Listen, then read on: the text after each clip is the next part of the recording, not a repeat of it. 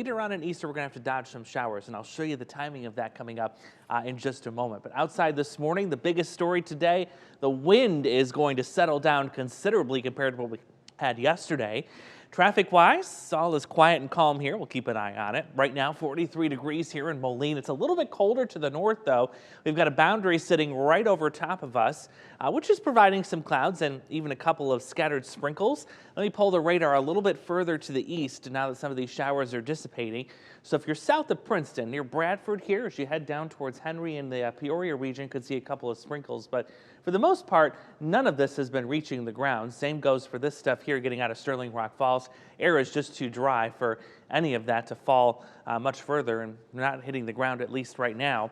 Temperature-wise, that boundary driving a difference. You've got 40s to the south while you're near freezing to the north in Dubuque and Stockton. So a little bit of a temperature difference. That's what's driving some of those showers, but again, most of it not reaching the ground. So our next chance of showers, that's going to come in for Easter Sunday.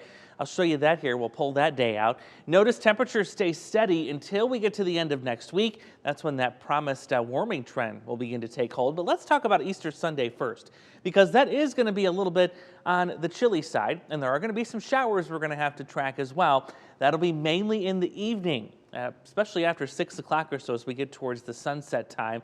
That's when those showers will be moving in. Not a whole lot of wind, but the fact that that wind is coming from an easterly direction, it's coming right off of a very cold Lake Michigan, that's what's going to keep our temperatures limited to the 40s. So we'll need the heavier jackets for the Easter egg hunts if you're going to Easter service as well in the morning. You'll want to dress fairly warm. Then as we get into next week, another shower chance coming in on Wednesday, but by Thursday, you notice we're almost near the 70-degree mark. So I want to show you what the next 2 weeks look like. This will take you through the end of the month.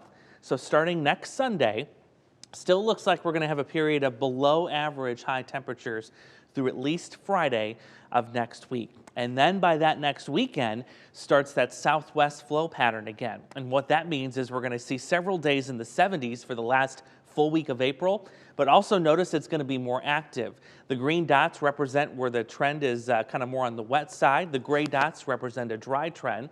So yeah, we have a few of those next week, and then the following week looks a little more active.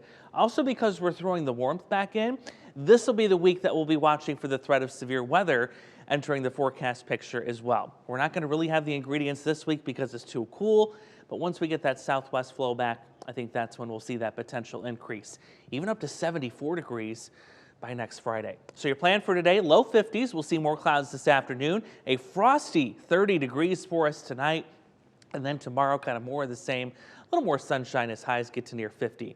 By the way, how does this Easter compare to past ones here in the Quad Cities? Well, it's going to be cooler, that's for sure. The average is about 58 degrees. Not the coldest, though, and certainly nothing compared to like we had last year when we reached nearly 80 degrees.